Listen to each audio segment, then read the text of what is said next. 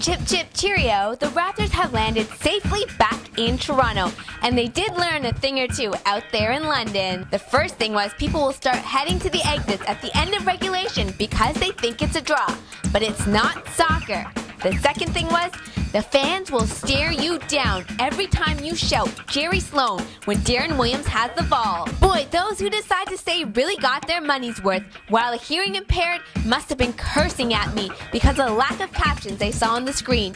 What do you expect? It was triple overtime. They had to understand that.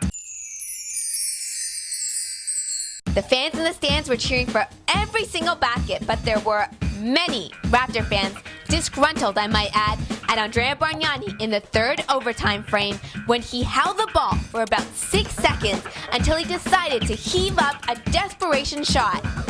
Why in God's name would he decide to shoot it when he had so many others open? I don't understand. Yes, I was grunting, moaning, and groaning. I'm sure none of my coworkers want to stand or sit beside me during that moment. I might not have traveled to London, but I sure am the biggest Raptor fan there is. Did you know after that Andrea Bargnani missed shot, the Raptors are now 1-16 when they trail by 3 or fewer in the final stages of a game? That's the second worst in the NBA.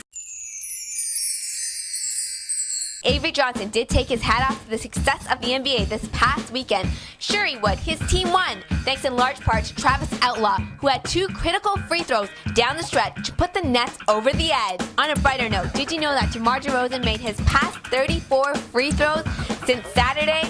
But I think it's safe to say that the NBA will not be expanding to Europe anytime soon. Factor in the travel, the cost, and the education. There's still a lot of work to be done. I'm Pilot. Thanks again for joining me inside the Purple Room, and I will see you again next time.